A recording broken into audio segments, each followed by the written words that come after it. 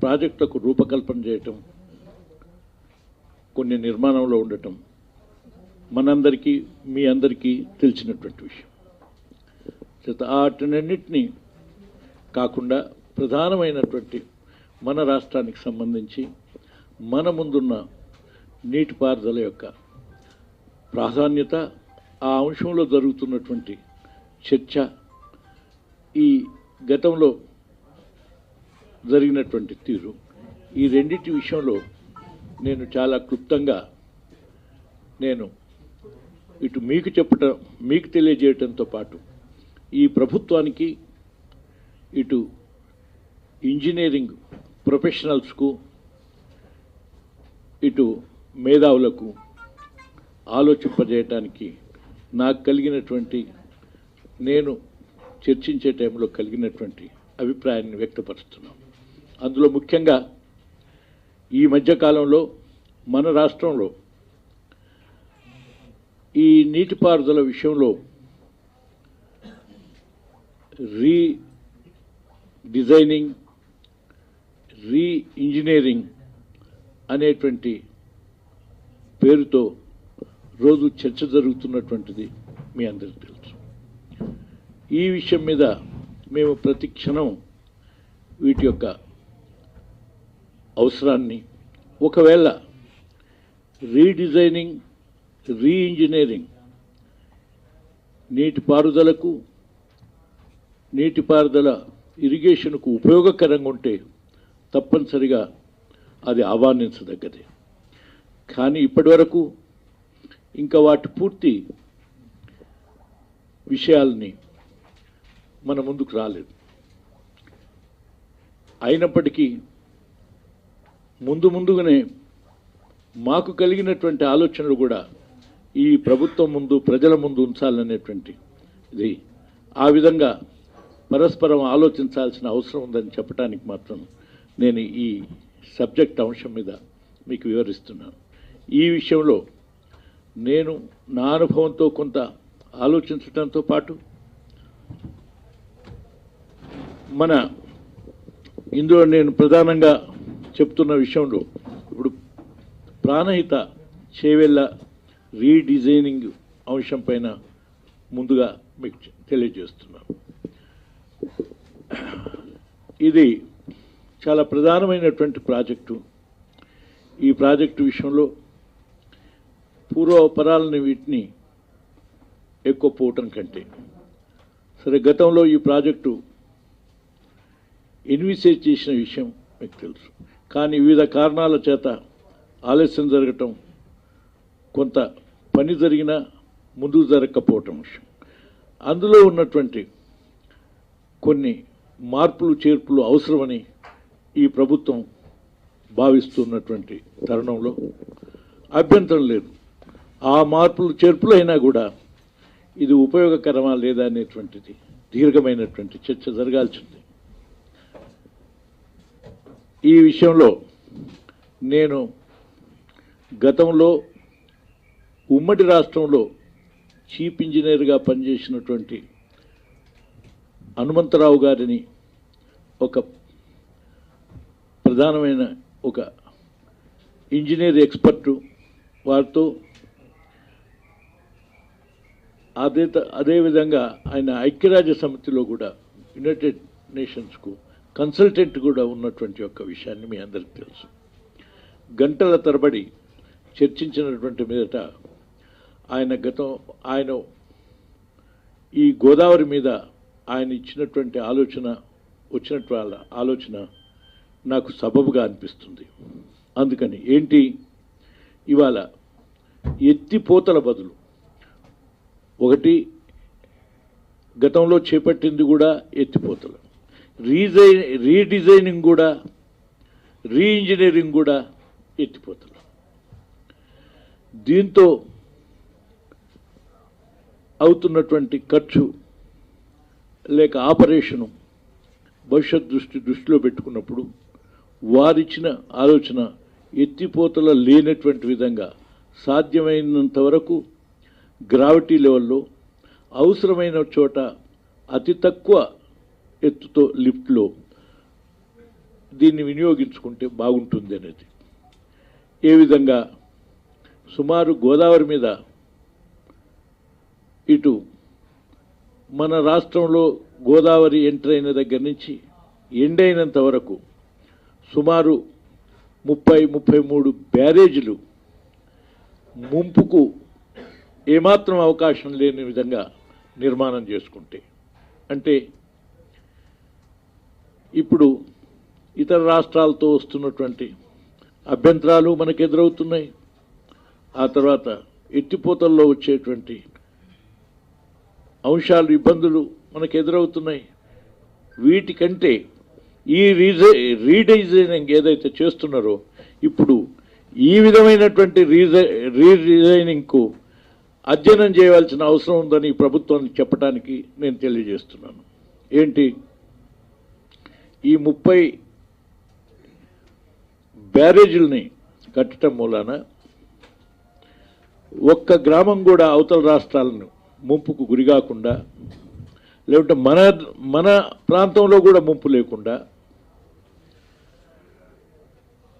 సుమారు 300 టీఎంసీ నీరుని వాడుకుంటూ ప్రతి బ్యారేజీలో 3 నుంచి 5 టీఎంసీ నీళ్లు నిల్వ ఉంచుకుంటూ మొత్తం గోదావరి అంతా కూడా ఓ సముద్రంలాగా ఆ మొత్తం ఉండటం మూలాన ఈ గోదావరి 2 పక్కల భూగర్భ జలాలు ఉండటానికి, ఆ తర్వాత పర్యావరణ సమతుల్యంగా ఉండటానికి, ఆ తర్వాత ఈ 30 బ్యారేజీల ఆధ్వర్యాన సుమారు 4500 మెగావాట్ల కరెంట్ వస్తుందని కూడా ఆ అధ్యయనంలో అర్థమవుతుంది.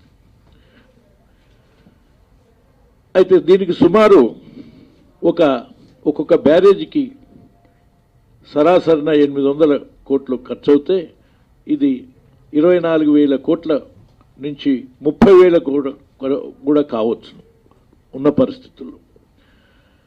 ఈ విధంగా 24 నుంచి 30,000 దీనికి ఖర్చు పెడితే ఈ 4,500 మెగావాట్ల ఉత్పత్తి చేసేటువంటి దానికి 4 నుంచి 5 కోట్లు వేసుకున్న సుమారు 25,000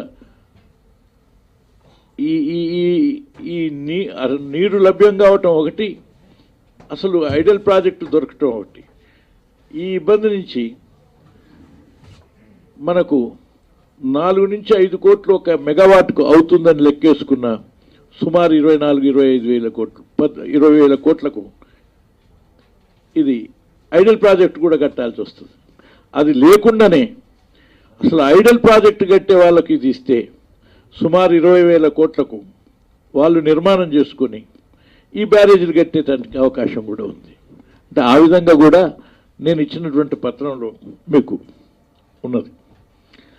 అంటే ఆ విధంగా సుమారు 4 నుంచి 4,500 కరెంటు రావటం, 300 టీఎంసీల నీళ్ళు వాడుకోవటం, గ్రావిటీలో వాడటం, ఒక్కొక్క బ్యారేజీ కింద 50 నుంచి 1,00,000 ఎకరాల దాకా సాగుకు వినియోగం తీసుకురావటం, ఆ విధంగా 20 లక్షల నుంచి 30 లక్షల ఎకరాల వరకు నీరు ఇచ్చేటువంటి అవకాశం ఉంది. కొంత గ్రావిటీ ఎక్కడైనా ఇది అంటే ఇప్పుడు మొదలుపెట్ట అదే రకంగా దాంట్లో నుంచి రవాణా, జల రవాణా కూడా అవకాశం ఉంది. జల రవాణా కూడా ఇప్పుడు కేంద్ర ప్రభుత్వం చాలా ప్రాముఖ్యత ఇస్తుంది, లేక సబ్సిడీ ఇస్తున్నది, అప్పిస్తున్నది, గ్రాంట్ ఇస్తుంది. అది కూడా వినియోగించుకోవచ్చు. దాని తర్వాత చేపల పెంపకానికి కూడా ఉపయోగపడవచ్చు. ఈ విధంగా ఆశించిన అన్ని లక్ష్యాలని పూర్తి చేసి ప్రాణహిత చేవెళ్ల ద్వారా 16 లక్షల ఎకరాల బదులు ఇంకా ఇంతకంటే 20 నుంచి 30 లక్షల ఎకరాలకు నీరు వచ్చును. ప్రాణహిత చేవెళ్ల ద్వారా మొన్నటి ఎస్టిమేటే 40,000 కోట్లు సుమారు. ఇప్పుడు మారిన డిజైన్లో ఇంకో 10,000 పెరిగినా 50,000 కోట్లకు వచ్చే పరిస్థితి. ఇది అంతకంటే తక్కువగా వచ్చి ఆ తర్వాత ఆపరేషన్ కాస్ట్ లేకుండా ఉండి శాశ్వతత్వంగా ఉండేటువంటి దానికి అవకాశమైనటువంటి ఈ స్కీమ్ గురించి రీడిజైనింగ్ అనే చెప్తున్నటువంటి ఈ ప్రభుత్వం చాలా సహృదయంతో స్వీకరించడంతో పాటు చాలా విశాల యొక్క ఆలోచనతోటి దీన్ని అధ్యయనం చేసి ఎక్స్పర్ట్ నేషనల్ ఇంటర్నేషనల్ ఎక్స్పర్ట్స్ను కూడా పెట్టి ఒక నెల రోజులు 2 నెలలు ఆలస్యమైన ఒక 2-3 నెలలు దీని మీద అధ్యయనం చేసి అవసరమైతే అఖిలపక్షాల యొక్క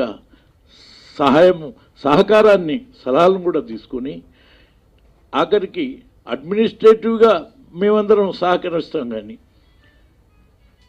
ఇంజనీరింగ్ ఎక్స్పర్ట్స్ తోటి మేము కాదు.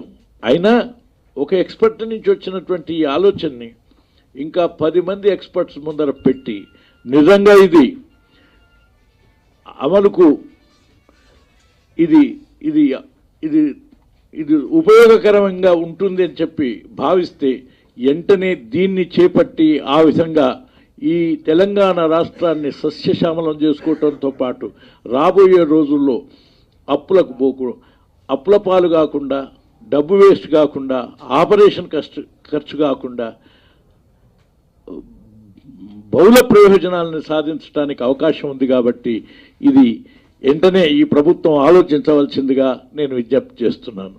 అదేవిధంగా ఇదే విషయాన్ని అదే ఎక్స్పర్టు ఇంజనీరు ఈ ముఖ్యమంత్రి గారికి లెటర్ కూడా రాసినట్టుగా నాకు తెలియవచ్చింది. ఫ్రమ్ దిస్ ఈజ్ 3/9/15లో ఈ హనుమంతరావు గారు కూడా ఈ చంద్రశేఖరరావు గారికి ఒక ఆయన ఆలోచన లెటర్ ద్వారా పంపించి ఈ విషయాన్ని ఎక్స్పర్ట్స్ ముందర పెట్టి ఆలోచించవలసిందిగా నేను ఈ ప్రభుత్వానికి విజ్ఞప్తి చేస్తున్నాను. మనం ఏదైతే కోరుకుంటున్నామో ఇతర రాష్ట్రాలతో పేషీ లేనటువంటి లేక ఖర్చు తక్కువతో కూడుకొని శాశ్వతంగా బాగుపడేటువంటి విధానానికి ఆలోచనకు మీరు ఈ ప్రాజెక్టు చేయాలని చాలా తీవ్రంగా ఈ ప్రభుత్వం ఆలోచిస్తూ ఉన్నందుకు నేను అభినందిస్తున్నాను, సంతోషిస్తున్నాను. కానీ ఈ ప్రాజెక్టుకు శాశ్వతత్వాన్ని కలగజేయటానికి ఉపయోగపడవలసిందిగా నేను విజ్ఞప్తి చేస్తున్నాను. ఇది ప్రధానమైనటువంటి విషయం. దీంతో పాటు ఇంకొక విషయం చెప్తున్నాను. దీంతో పాటు ప్రధానమైనటువంటి విషయం జరుగుతున్నటువంటిది పాలమూరు రంగారెడ్డి.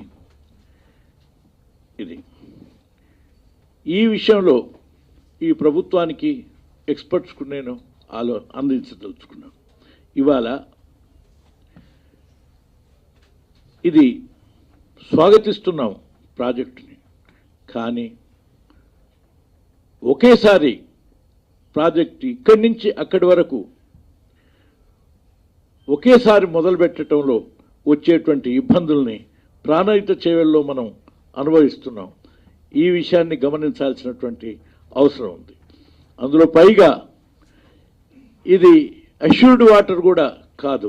ఇక్కడ గోదావరిలో అష్యూర్డ్ వాటర్, కృష్ణాలో సర్ప్లస్ వాటర్. ఇప్పటికే సర్ప్లస్ మీద ఉమ్మడి రాష్ట్రం ఉన్నప్పుడు 227 టీఎంసీలతో చేపట్టినాం. అదేవిధంగా మన తెలంగాణలో 77 టీఎంసీలతో నెట్టెంపాడు, కల్వకుర్తి, భీమా, ఏఎంఆర్ ప్రాజెక్టు ఇవన్నీ కూడా సర్ప్లస్తో ఉన్నది. కానీ మీరు ప్రభుత్వం ఒకసారి ఆలోచించాల్సిన అవసరం ఉంది. గతంలోనే సర్ప్లస్ నీరు మీద ఇరిగేషను 3 సంవత్సరాలకు ఒక్కసారి వస్తుందని చెప్పి లెక్కలు కట్టినారు మన ప్రభుత్వంలోనే ఎక్స్పర్ట్స్. అంటే 3 సంవత్సరాల్లో 2 సంవత్సరాలే వస్తుంది, 1 సంవత్సరం రాదు అని. 3 సంవత్సరాల్లో 2 సంవత్సరాలే సర్ప్లస్ ఉంటుంది, 1 సంవత్సరం ఉండదు. అంటే 1 సంవత్సరం పొలాలకు నీరు రాదు.